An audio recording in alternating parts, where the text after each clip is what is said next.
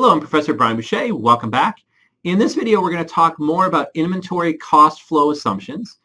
And if you've ever been curious about what these terms LIFO and FIFO mean, this is the video for you because we're going to go through LIFO and FIFO in a lot of detail. Let's get started. We have to start out with a key assumption, and if you don't keep this assumption straight, you're going to be confused for much of the rest of this video and probably for the rest of your life. Anyway, the key assumption is that the inventory cost flows do not have to follow the physical flow of goods. So what I mean by this is if we remember the inventory equation where we have our beginning inventory plus new inventory, that has to equal the cost of goods sold plus the ending inventory. Well, if you think of the physical flow of goods, the goods in ending inventory are whatever specific goods we haven't sold yet, and they're probably the newest goods. So if we were buying and selling bananas, what we would do is we would sell the oldest bananas first. Those would go into cost of goods sold, and we would keep the newest bananas in ending inventory. But for the flow of costs, and costs are what we're actually running through all the T accounts and journal entries, the costs in ending inventory could either match the original cost of the goods, so it could be the exact cost of each banana we hold in inventory. It could be the cost of the most recent bananas we bought during the period. It could be the cost of bananas that we bought a long time ago, the oldest cost of bananas that we ever acquired. Or it could be an average of cost over time. And this number 3 is the one that people have trouble with. How could we use the oldest possible banana cost in ending inventory when we have probably the newest bananas that we've acquired? Well, the reason is that the physical flow of goods does not have to match the flow of costs. So make sure you keep that assumption straight. So let's talk in more detail about these specific inventory cost flow assumptions, starting with specific identification. Under this method, we specifically identify the cost of each product that we sell. With computer technology today, I think companies should have to keep the accounts for each individual good. Give me a compelling reason why any method other than specific identification should be used. Okay, here's a compelling reason. What if you made toothpaste or salad dressing, where you're taking gallons of liquids and chemicals and mixing them together in a big vat and draining things out the other side? How do you keep track of the cost of a specific ounce of toothpaste or salad dressing? In that case, you would need some kind of cost flow assumption. And even with more discrete products and with today's computer technology, it would still take a lot of time and effort to keep track of these individual costs of individual products when you're making thousands or millions of products. The fact of the matter is that the cost flow assumptions we'll talk about will get you pretty close to the same answer anyway, without all the time or effort. Well, that is, unless you use LIFO, which we'll talk about in a little bit. Another method that companies could use, and this is probably one of the most common methods, is FIFO, or first in, first out. That means that the oldest inventory costs go into cost of goods sold first, and so that the ending inventory represents the newest cost of the inventory we acquired. The opposite way to do this would be LIFO, or last in, first out. Here, the newest inventory costs go into cost of goods sold first. So the cost of the most recent purchases are the first costs that go out into cost of goods sold. And what's left in ending inventory are the oldest costs. And these could be costs that were incurred a long, long time ago, because what we're doing every period is we're taking out the newest costs, leaving all the oldest costs behind. If I understand you correctly, you are insane. Why would a company sell the newest products first? They would always sell the oldest ones first. Otherwise, they would become obsolete. Exactly. A company that sold bananas or milk could never use LIFO. Just think how stinky their warehouse would be with all of that old product. No. You already forgot the assumption that the physical flow of goods does not have to match the flow of costs. A banana company would definitely sell the oldest bananas first and keep the newest bananas in inventory so everything would smell good. But in terms of the flow of costs, the banana company could still use LIFO, where the newest costs go into cost of goods sold, the oldest costs are kept in inventory, and those old costs will not stink up the warehouse one bit. The last method you could use is called weighted average, where you take an average cost of all inventory acquired and use that for both COGS and ending inventory. In practice, weighted average ends up giving results that look a lot like FIFO. So for the rest of the video, I'm not going to talk about weighted average, but instead focus on the comparison between FIFO and LIFO. So to highlight the differences between FIFO and LIFO, I like to use this advertisement that I found, 13, 14 years ago in a Levenger catalog, which was called Inventory Management for Newspapers. What are these things called newspapers? Are they the things that my grandpa used to deliver door to door in the old days? Yes. Prior to the Netscape IPO in 1995, which popularized the internet, many people actually got their news from pieces of paper called newspaper, which were delivered to their door every morning, sometimes in the evening. And while you were a 10-year-old probably sitting at home playing video games and eating Cheetos, when your grandfather was 10, he was out delivering these newspaper thingies at the crack of dawn, earning a nickel a day. I'm sorry to use such a stale example here, but it's probably not a bad thing to learn some ancient history every now and then. So anyway, LIFO would be a system where you pull the newspapers from the top anytime you want to read a newspaper, which would leave all the old newspapers at the bottom still in your inventory of newspapers. And this is probably how I would use this trolley. But that's physical flow of goods. We really want to think about this in terms of costs. So imagine this a trolley full of invoices. Every time you pay money for raw materials, labor, overhead, you put an invoice in the trolley. LIFO would say you pull the invoices or costs from the top, and those go into cost of goods sold. The invoices or costs that are still at the bottom are the ones that are left in ending inventory, and those are the oldest costs. For the FIFO method, which is really how this trolley was intended, you would throw your newspapers or your invoices or costs into the trolley, but then you would pull them from the bottom, which means you take the oldest invoices or oldest costs out to cost of goods sold, and what's going to be left in your inventory of costs are the most recent invoices or the most recent costs.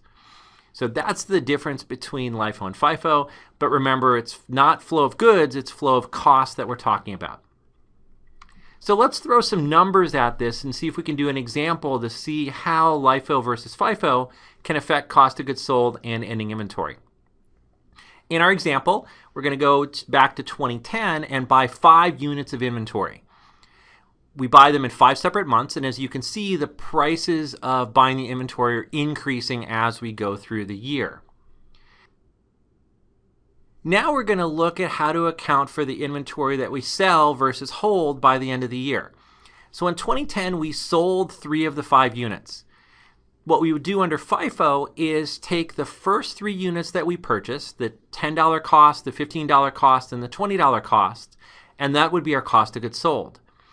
The 2 newest costs, the $25 and the $30, would be in our ending inventory. So we'd have COGS of $45 and ending inventory of $55.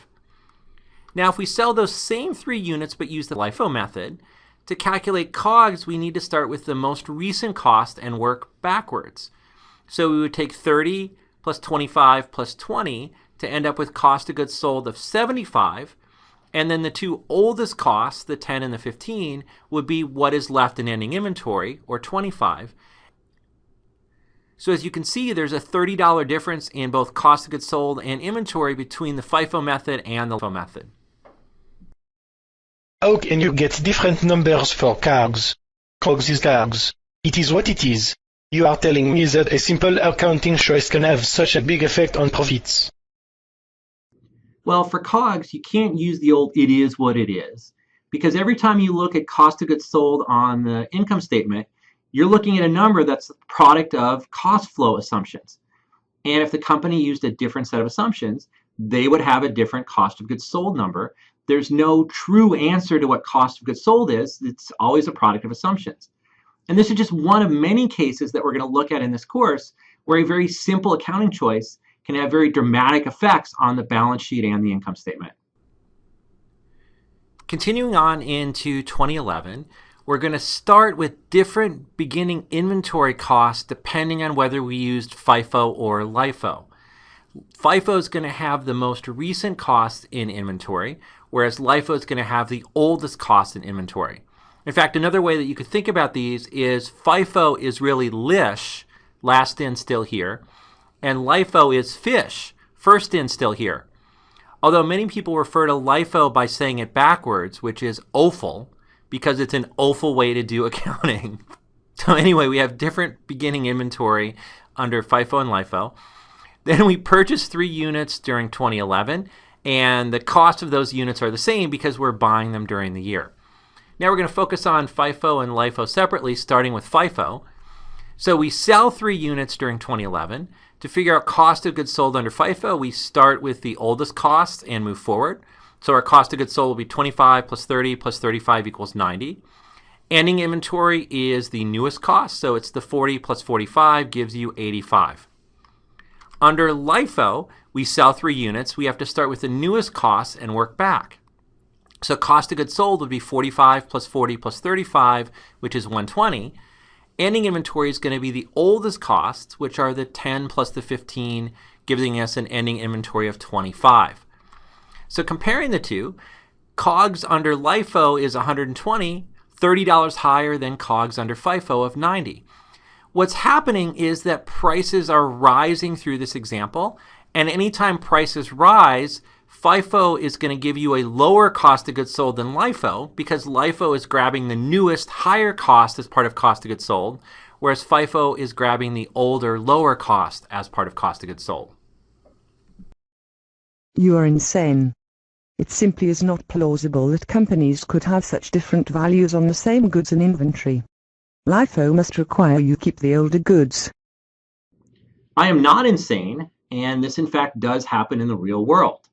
LIFO became popular in the US sometime after World War II, and if you look at companies that have been around since the 40s, you could see costs in their ending inventory from the 1940s, 1950s, 1960s, some really old costs. But it's very unlikely that they still have goods from that long ago still in their inventory. Well, maybe if they're a US automaker, they still have some cars from the 40s that haven't sold, but for most companies, the goods are long gone. But don't worry about this problem of really old costs in inventory. In the next video, I'll show you a disclosure which will allow you to see the inventory using more recent costs for LIFO firms. Let's finish off this example. In 2012, we come in with different beginning inventory depending on whether it's FIFO or LIFO.